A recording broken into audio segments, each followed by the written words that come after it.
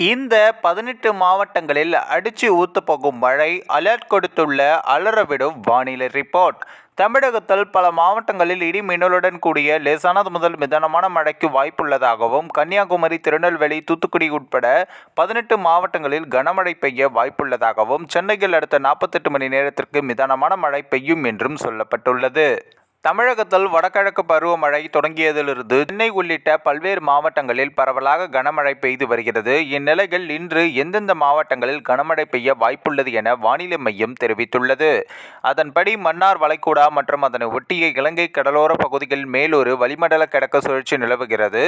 இதன் காரணமாக கடலோர தமிழகத்தில் அநேக இடங்களிலும், உள் தமிழகத்தில் ஒரு சில இடங்களிலும், புதுவை மற்றும் காரைக்கால் பகுதிகளிலும் இடி மின்னலுடன் கூடிய லேசானது முதல் மிதமான மழை பெய்யக்கூடும். மேலும் கன்னியாகுமரி, திருநெல்வேலி, தூத்துக்குடி, ராமநாதபுரம், தென்காசி, விருதுநகர், மதுரை, திண்டுக்கல், தேனி, சிவகங்கை, புதுக்கோட்டை, தஞ்சாவூர், திருவாரூர், நாகப்பட்டினம், மயிலாடுதுறை, கடலூர், விழுப்புரம், செங்கல்பட்டு மாவட்டங்கள், புதுச்சேரி மற்றும் காரைக்கால் பகுதிகளில் ஓரிரு இடங்களில் கனமழை பெய்யவும் வாய்ப்புள்ளது.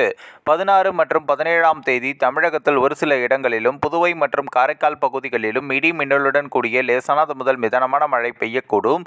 அதேபோல 18 முதல் 21ஆம் தேதி வரை தமிழகத்தில் ஓரிரு இடங்களிலும், புதுவை மற்றும் காரைக்கால் பகுதிகளிலும் லேசானது முதல் மிதமான மழை பெய்யக்கூடும் என வானிலை மையம் தெரிவித்துள்ளது. சென்னை மற்றும் புறநகர் பகுதிகளில் அடுத்த 48 மணி நேரத்திற்கு வானம் ஓரளவு மேகமூட்டத்துடன் காணப்படும். நகரின் ஒரு சில பகுதிகளில் இடி மின்னலுடன் கூடிய மிதமான மழை பெய்ய வாய்ப்புள்ளது. அதிகபட்ச வெப்பநிலை 32 டிகிரி செல்சியஸை ஒட்டியும், குறைந்தபட்ச வெப்பநிலை 25 டிகிரி செல்சியஸை ஒட்டியும் இருக்கக்கூடும் என்றும் கணிக்கப்பட்டுள்ளது.